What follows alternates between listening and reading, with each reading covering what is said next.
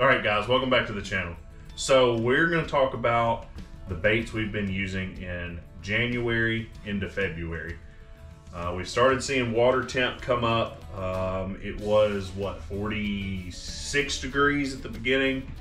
And we're up to, as of this last Sunday, we're up to about 51 degrees. So fish are starting to move up a little bit. I'm not going to say it's happened yet, but we've hit those days where it is you know, light jacket days, you're not freezing to death, so it's warming the water up a little bit. So our go-to lately has been a drop shot rig. So I've got all my bait boxes set up. This is what I carry when I go out, and I'm just gonna kind of go through a few of them of what I've got. I've already got some of these laid out. I like these little drop shot hooks that have the swivel made on, and they're really handy. Save you a little bit of time tying on. Generally work good. Christian found those power baits, and we got those just at a Walmart, and there's several different colors. Those are just the shad ones. Then they have these that were, what were these, HD? I think these were called HD. Yeah, they have a different, they're two different ones, but those are like the very realistic looking. Those just look really, really good. And man, they look really natural in water. And we've had really good luck with those. There's all kind of other ones out there. Colors, shapes, bunches of different kinds. Depending on your water clarity, is kind of what you're gonna use and when. We also have really good luck on Ned rigs too. Yes, and I've got a whole Ned rig box set up, and we'll get into that here in just a second. So my drop shot pole I'm using is a St. Croix medium rod. It is a pretty short rod. I've got a Mitchell 310 on it, which is a pretty small reel. This is probably a little bit lighter than most people like, but I can really feel well with it. And that's why I have chose this. So I like fishing this. There's a lot of different scenarios you can fish this in.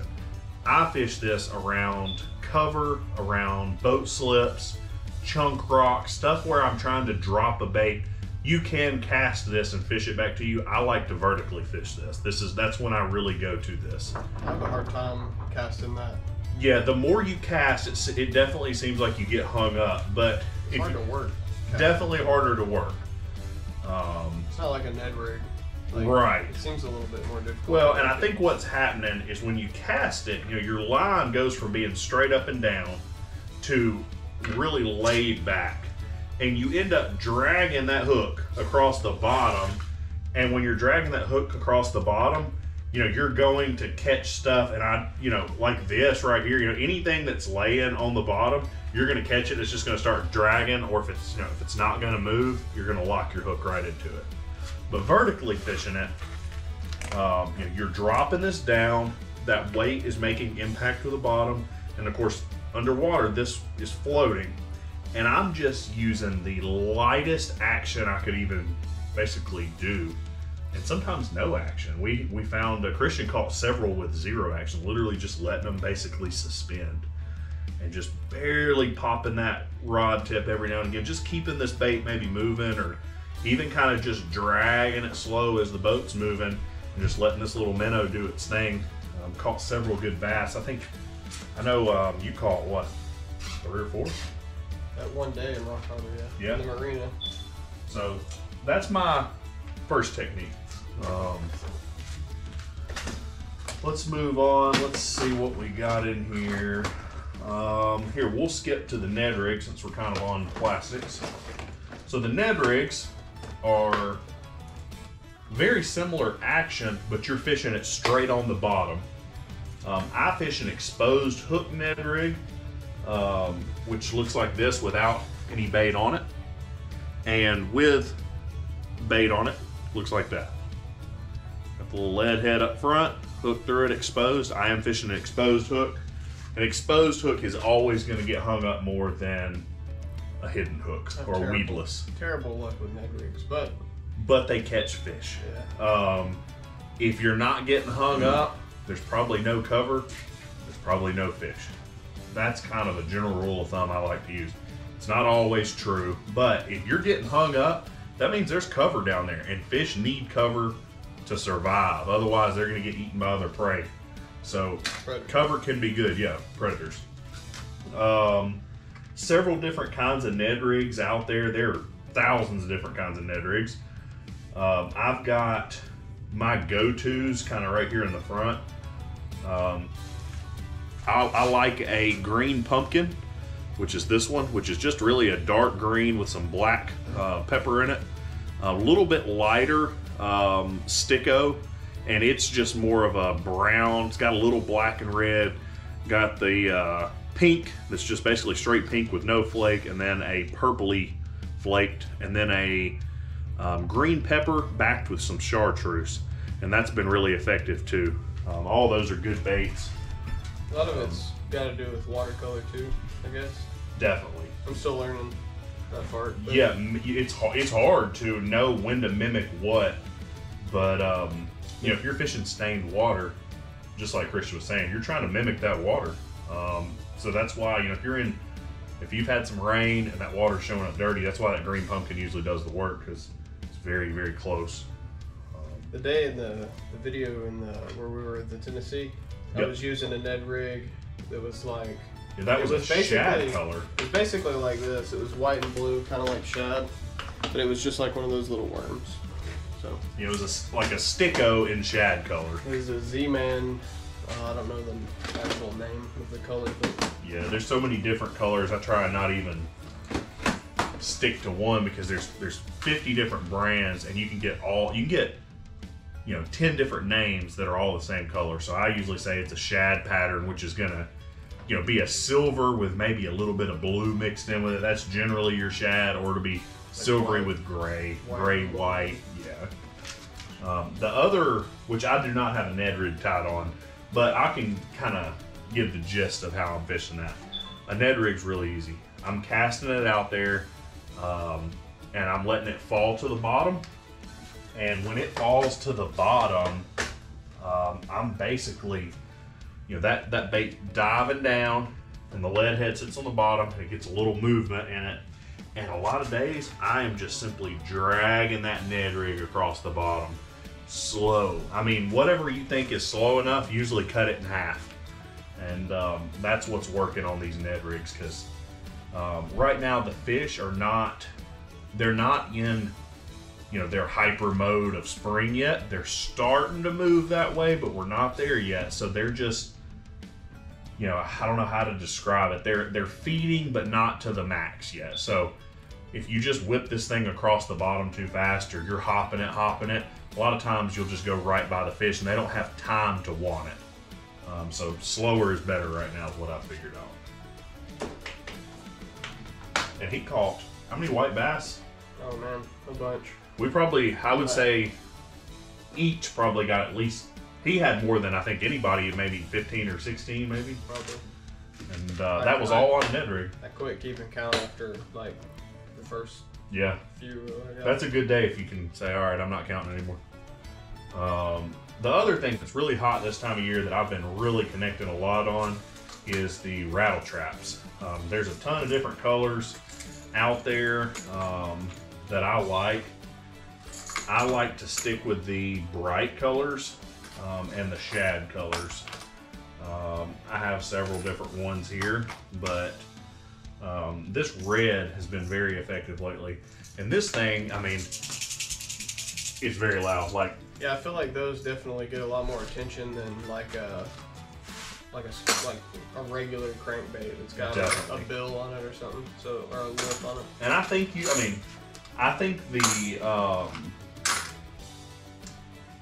the rattle traps, they're really good in those scenarios where the fish are not super excited, because when they hear this thing coming, it gives them that extra little bump to be like, oop, that's something I want, and they're gonna strike it. It just kind of really gets them excited. Good for dirty water too. So yeah, that sound. If it's hard to see, then they can hear it, or feel it's not really hearing it, feeling the vibration that it's creating in the water.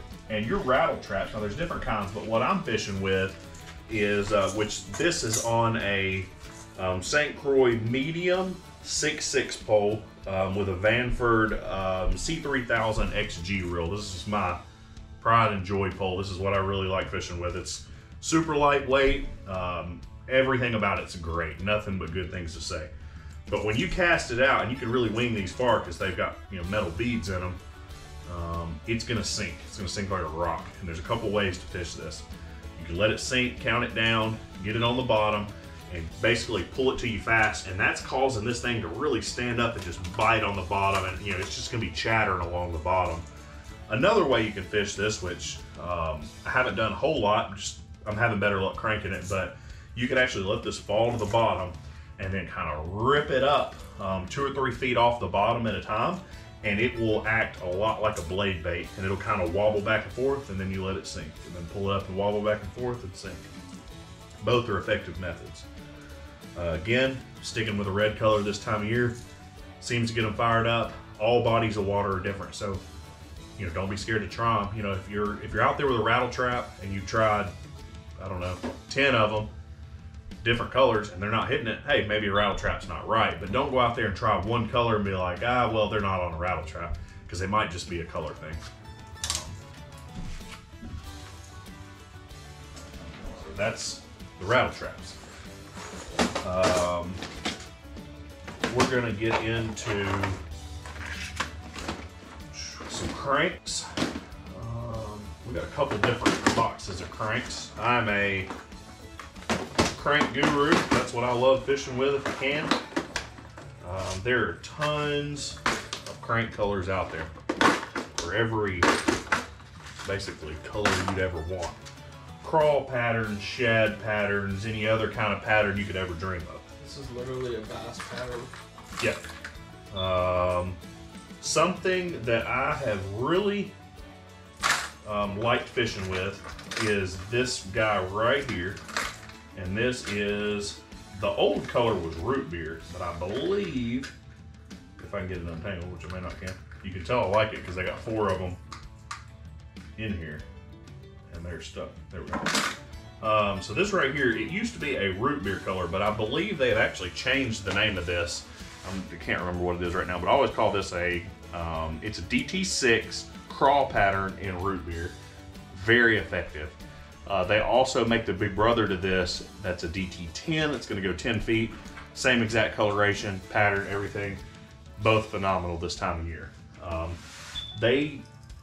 don't believe, they have a little bit of noise in them, but not much. Nothing like the rattle trap, but very effective. Another one, so that was the DT6 series. This is a DT10 series, a pinky purple color, and it's going to go, you know, a little bit deeper. We'll really talk about how to fish these. I think a lot of misinformation is out there on something I really have learned over the last little bit. I've always heard people talk about, I throw a crankbait and get hung over and over again. Here's why.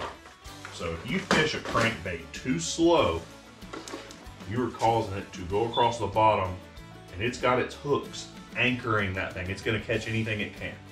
The key is, and it's hard to do this time of year, you have to find the sweet spot, is to get that bait coming through the water so that lip is just destroying the bottom. You'll hear us out fishing and we'll refer to it as, boy, that bait's really bulldozing.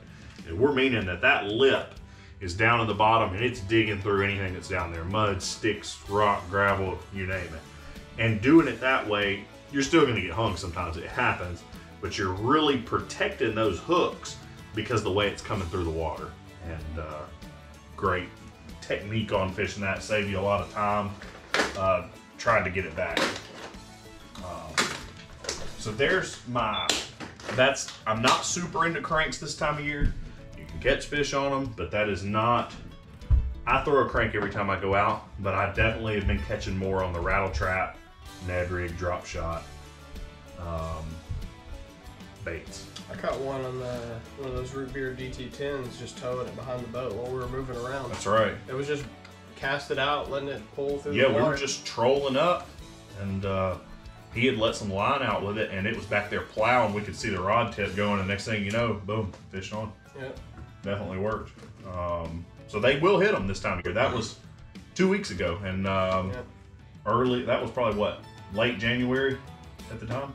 Well, it's so first week, probably first week of February, last week of January. So, and the water it was still at 49 degrees then. So a crankbait still can work.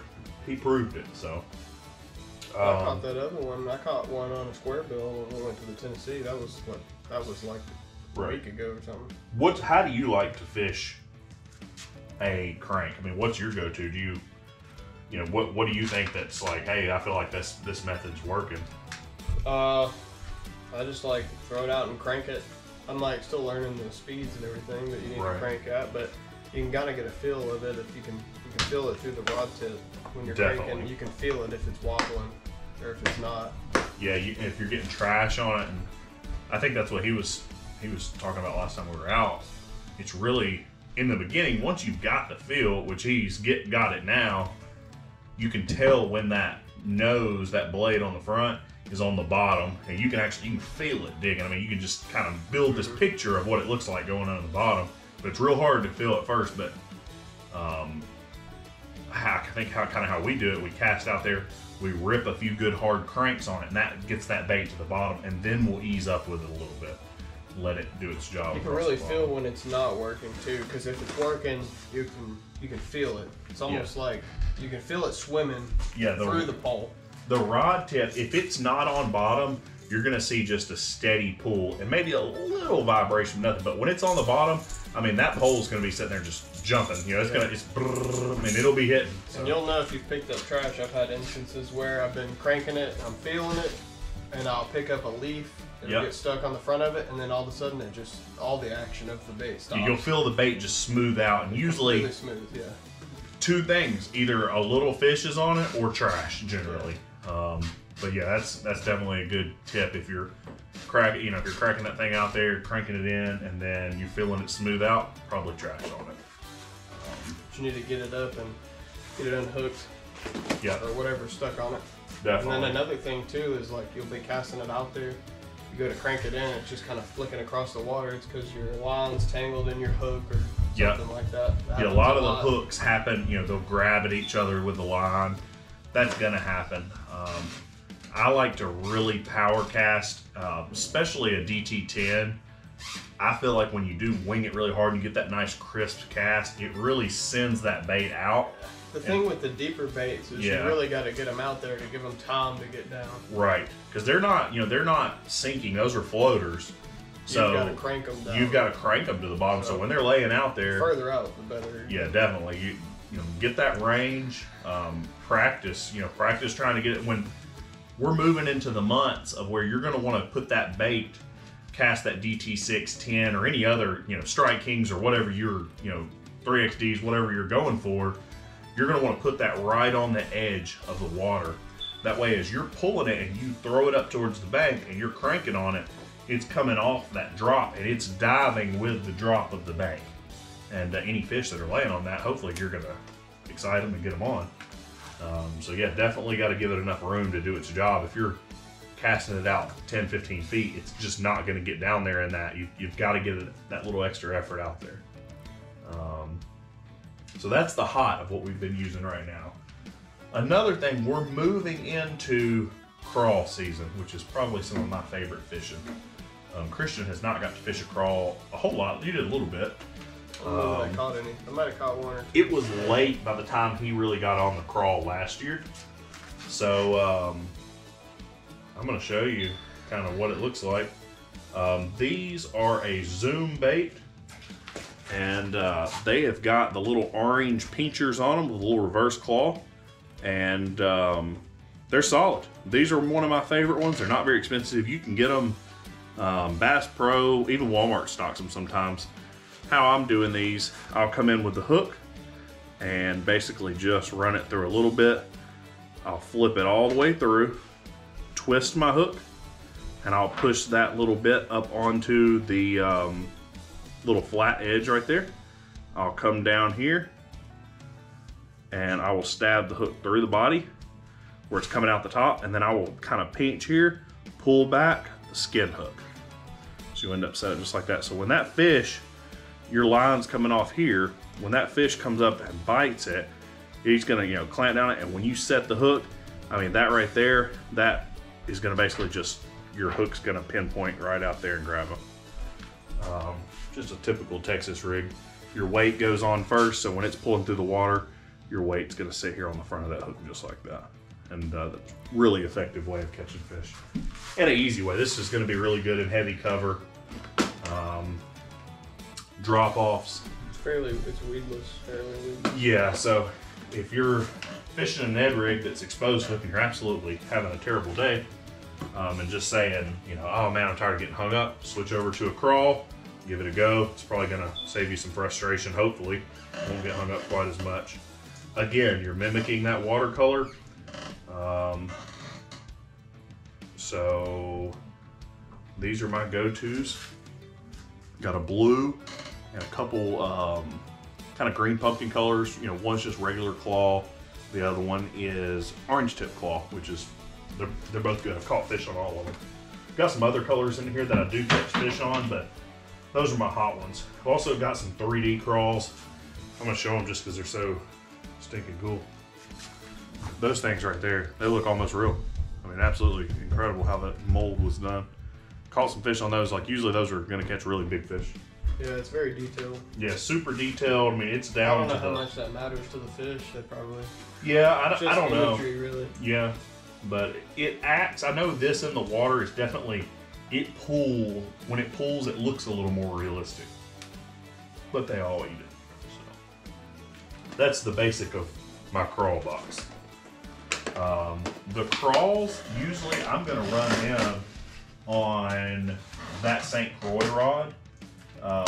That's one of my go-tos. That same one that I was running a rattle trap on. It's going to pull a CRAW really nice as well. We didn't talk about, if I'm pulling a DT10, which you can see it, this is right out of my boat. I had a DT10 in root beer on the bait caster. This is a medium heavy, 7-foot Abu Garcia rod. You can really fling those baits with that too. This will send that out almost too far. I mean, you can cast it basically as far as you can stand with it. As long as you don't. Yeah, if you can keep it from bird's nesting, because that heavy bait going out likes to mess with you a little bit. Christian got to experience that last week. Yeah, I had a brand new pole. Story time. Yeah, brand new pole, Abu Garcia Vengeance combo. I got a good deal on it. If you've watched our Walmart runs, I got it. It's very similar to this, except it was all gray. The reel was definitely not as nice. About a $100 pole normally. I only gave like 20 bucks for it, so not a huge deal. I was running a Strike King.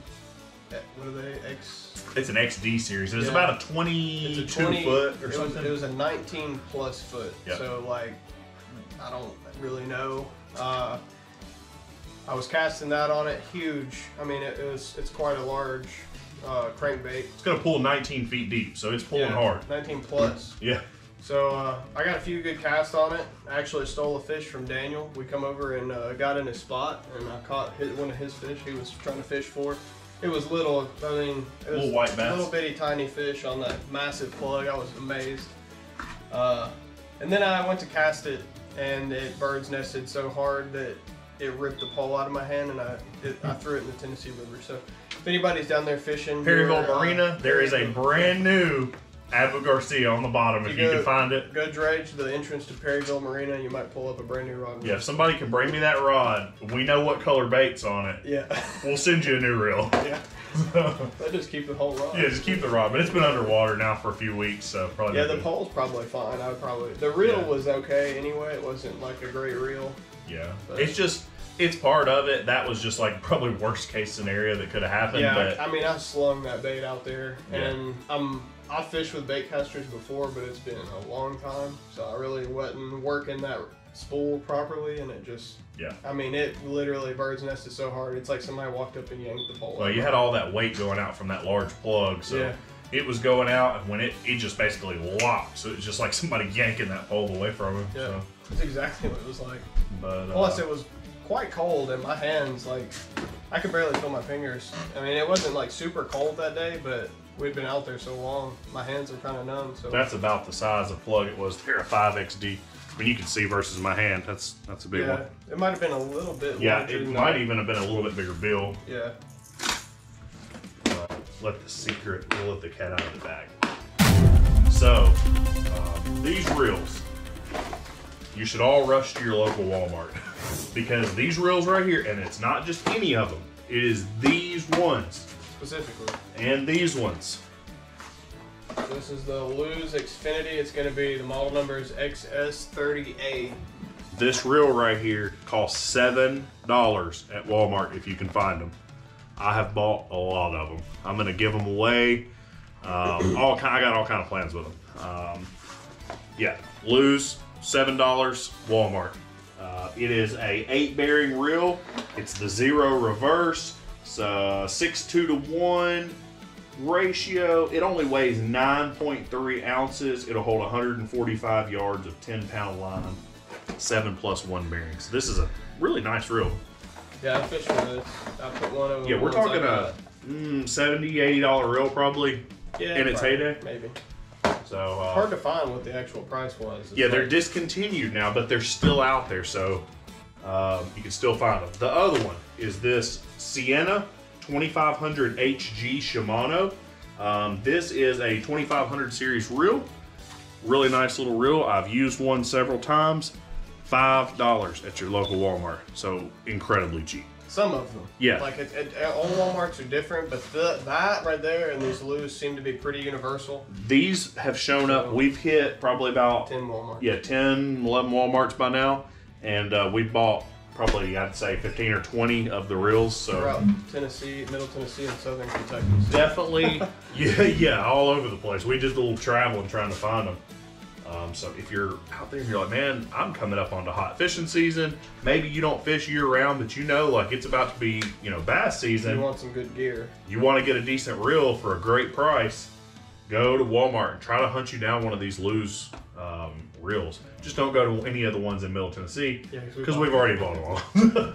But no, there's still some left. We didn't buy them out of every Walmart. There were still a few. So let's talk. That's kind of the Lose and the Shimano. And then I want to talk just a second about this IM8 rod. This right here is a Lose Reactor Speed Stick. And it has the Reactor reel on it, which is a 10-bearing R30 reel. Super smooth, great. It's an IM8 Endurance rod, which is a phenomenal rod. Also been discontinued, I believe. I'm not seeing them out anymore. They might be out, but I'm not sure. I believe they're discontinued. These poles were going anywhere from $10 to $15, depending on the Walmart. Yeah, we've got a bunch of them for $15. Yeah, I want to say they were just over $100. Normally. Yeah, they were $108 normally, and we were buying them for $15-ish. It's a 0 reverse rod, super light, strong. This is a medium power, 7-foot, fast action. And if you can buy them for $15, I'd buy all of them. They're great pole. I fish with them. I'm not just buying them because they're cheap. I'm buying them because this is a great rod. I got 3 of them in my boat. One thing we don't have here that Matt didn't buy any of is the Lose Reactor Baitcaster reel. It's going to be just the reel alone. It's about $100 reel, I think, at Walmart normally. Some Walmarts, they're about, we went to some and they had them for $90, and some of the Walmarts we went to, I've got a couple of them for $18 what I paid for them. About $100 reel after tax, somewhere around that. So those are a little bit harder to come by than these. Like some Walmarts had them for $18 and most Walmarts had them for $90. And that's the same series as the Reactor reel that's on that post. It kind of looks like this, but just black, but it's a bait caster. And you can actually pull up the app right on your phone, scan the back, make sure you've got it set for that Walmart on in-store price, and it'll shoot you the sell price right there. Yeah, that's how you're going to find these deals, because a lot they're not going to be listed. They don't have them listed. Yeah, you're going to go in and it's going to say full price, but when you actually pull it up and scan it, you're going to see that deal pop up. Another one we got, $11 pole. It's an ugly stick with a Shakespeare reel. Nothing too fancy. It's like a single bearing. I gave $11 for it. and it's an ugly stick pole. It's brand new. It's still got the tags on it, so that's another one. Keep an eye out for these. They're out there. Pre-spool with 12-pound Yeah. end line as well. Yep. The reel is not super great, I don't think, but. And this one right here is one that a lot of people will get excited about. This was also an $11 pole, I believe, right? Yep, $11 for Abu Garcia Open Face. It's a Black Max Yep. rod. Black Max Next Generation Abu Garcia. This reel is a, let's see. It's an Abu Black Max. It's a matching reel to the rod. Yeah, I just want to see the bearings. So this is a 4-bearing reel. It's still pretty smooth. It feels great. Very, very nice rod. Nice action in this rod. Definitely, I assume it's a graphite rod. It feels like it. Yeah. It's a 24-ton graphite Yeah, series. 24-ton graphite series. 6.6 medium action. And, it's pretty good. I was using it. yeah, awesome pole. That's what I caught at the Tennessee. I was using this. That's what I caught all those white bass on that with that Ned rig. It's that pole there. Right. I mean, let's be honest. For $11. Yeah, you can't go wrong with it. Yeah. Even if it sucked. Yeah, I mean, you could throw it in the water if you didn't like it, just like Christian did. So. Yeah, that's what happened. I didn't like that pole. Yeah, he did. I didn't like it. That's why I threw it in the water. All right, guys. So that's my tackle box. You heard it from the pro. See that? Pro? Yeah, he's Bass Pro Club member, and that's all there is to it. No, but this is what I'm fishing with. Maybe I'll do another one as we move into kind of the next water temperature area. Check out this Walmart gear. If you can find the deals, get out there and get them. It's not, yeah, we understand this is not a $500 Bass Pro setup. This is a Walmart reel, but this is probably the nicest Walmart reel you can get. And it's not bad at all. Like, I fish with this pole here being the St. Croix with the Vanford on it. That's a $400 or $500 setup. And honestly, this cast just as good. Dude, I put one of those. It's solid. Matt gave me a Bass Pro Shop tourney special rod and reel combo. The reel was kind of terrible. I put one of those on it and it is phenomenal now. Completely different. Like, I mean, I can really get baits out there with it. So very much smooth. better. All right, thanks for watching, guys. We got a tournament coming up.